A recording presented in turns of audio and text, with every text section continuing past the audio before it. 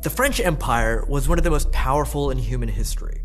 At its height, it controlled almost 10% of the world's land area. From Southeast Asia to West Africa, the country we today associate with baguettes and cinema was a dominant global power. And that was particularly true in Africa. France oversaw territory spanning 17 modern-day nations, from Morocco to the Congo. Under the banner of a civilizing mission, France oversaw brutal occupations that engorged the wealth of the empire and left a terrible legacy for ordinary Africans, marked by slavery, extraction, and murder. And today, France's empire in Africa is still around, in a streamlined, more profitable, and even more exploitative form. Let me explain. In the aftermath of the Second World War, there was a wave of decolonial movements sweeping across Africa and Asia. And the French, humiliated by their defeat and occupation at the hands of the Nazis, were eager to maintain their empire.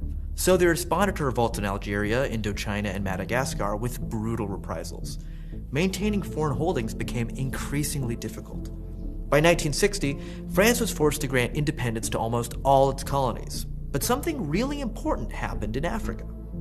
Basically, the leadership of France decided to keep their empire in Western and Central Africa intact in everything but name. The plan was simple. When an African country gained its independence, it was made to sign a so-called cooperation agreement with France, which would outline the nature of their relations moving forward. In exchange for French foreign aid, African countries were required to give France rights over natural resources, allow France to maintain troops in their territory indefinitely, and, most importantly, keep these countries' currencies linked to France's currency, the franc. Instead of having their own currency, they were to use the franc of the Financial Community of Africa, what is now called the CFA franc. The French framed these cooperation agreements as a choice, but they were also clear about the consequences of defiance. When the leader of Guinea, a socialist named Sékou Touré, rejected the cooperation agreement with France and declared that he preferred to be poor in freedom than rich in slavery, the French government decided to make an example of him. They cut all foreign aid to Guinea and did everything they could to destabilize the government. They launched a secret campaign to print fake Guinean banknotes and flood the country with them. One French spy later bragged, "The operation was a total success. Guinea's economy, already very weak, never fully recovered." The French said that these countries existed within the so-called French community, but the policy would come to be known more widely as France-Afrique. It was about having the former colonies in a position that was maximally advantageous to French interests. Many of the first generation of post-colonial leaders in former French colonies had essentially been installed by the French. They spoke French, had spent time in France, and were well integrated with French elites. Jacques Faucart, a French diplomat, oversaw French relations with Africa for almost 30 years and built a huge web of client relationships with African leaders, using corruption and covert operations to make them loyal subordinates. When local political orders were threatened, the French weren't afraid to protect their hand-picked dictators. Since 1960, France has invaded Africa more than 50 times. Look at the Central African country of Gabon as one example. Gabon is particularly important to France because it has a huge supply of oil and an even bigger supply of uranium. Among the African colonies, Gabon was historically one of the very closest to France. In 1967, a man named Omar Bongo became Gabon's president, soon turning the country into a one-party dictatorship. And Bongo was intimate with France. He had been appointed after flying to Paris for what was basically a job interview with the president.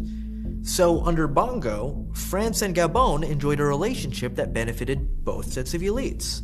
Gabon's oil was pumped by the French state-owned oil company ELF, and its uranium went right into France's arsenal of nuclear weapons. In return, France subsidized Gabon's budget, especially the parts that flowed into the pockets of Omar Bongo and his family. At one point, Bongo was worth over $130 million. Gabon, meanwhile, remained poor and underdeveloped. Under Bongo, it had one of the highest infant mortality rates in the world. Instead of investing in the Gabonese economy, Bongo spent state funds on influencing French politics in his favor, bankrolling the campaigns of several future French presidents. Even today, France keeps troops in the country to support Gabon's current ruler, who happens to be Omar Bongo's son. And somehow, Gabon is actually one of the happier stories. Other countries, like the Central African Republic, are today some of the poorest in the world, in part due to the legacies of French-backed dictators like Jean Bédel Bokassa. But there's another aspect of French influence that's even more important. Probably the most central part of all is the CFA franc, the last colonial currency still in widespread use. In practice, the countries that use the CFA franc have virtually no monetary sovereignty. The value of their currency is linked to the euro. The poorest countries in the world have a currency controlled by the richest countries.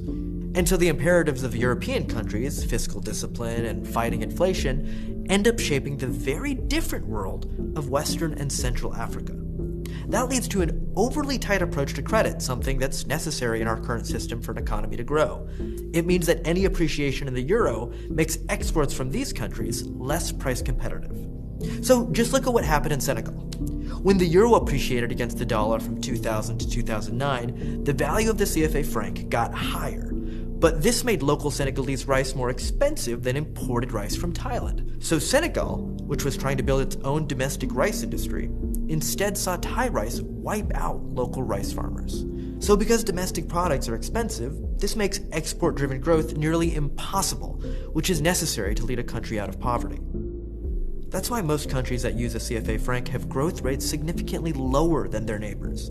Because the CFA discourages the development of domestic industry, many of these economies have actually been shrinking. The Ivory Coast, the largest CFA franc country, has a real GDP per capita 1/3 lower than it had in 1978. Other CFA franc countries like Cameroon and the Republic of the Congo reached their highest levels of real GDP per capita in the 70s and 80s. And because economic growth is weaker, there's more incentive for local elites in these countries, always tied closely to French multinationals, to take as much money out as possible. Billions of dollars have flooded out of these countries and into shell corporations and foreign bank accounts. Through massive corruption, these African elites have joined the ranks of the global super rich. In 2007, for example, Omar Bongo's daughter-in-law appeared on VH1 to buy an LA mansion for $25 million. And elites in France get a great deal too. They enjoy cheap access to natural resources and kickbacks from shady business deals. A French billionaire named Vincent Bolloré now owns most of the major ports across West Africa. In France, Bolloré is known as the, quote, king of Africa. So French colonialism in Africa has never really ended. This is why academics use the term neo-colonialism. Even as the branding of empire has faded away, the structures of economic extraction have only grown stronger. This neocolonialism is actually a much more efficient form of exploitation than the colonialism of the past. The French no longer pretend to care about building functional governments or improving local living standards. It's pure extraction, all the time. So these African countries are not underdeveloped, they're overexploited. France is almost totally reliant on its influence in Africa for its economic power. In the words of Italy's foreign minister, if France didn't have its African colonies, because that's what they should be called, it would be the 15th largest world economy. Instead, it's among the first, exactly because of what it's doing in Africa. And the French know this. François Mitterrand, former president of France, said it himself. Without Africa, he declared, France will have no history in the 21st century. Today, of course, France faces competition from China within Africa, and new challenges to the colonial symbolism of the CFA franc. There are plans to change the currency's name and abandon the most overt symbols of the colonial past to make it look like the system is more African than French. But France has no intention of actually abandoning a system of extraction that has made it one of the richest nations on Earth. The real question is whether the next generation of Africans will allow it to continue.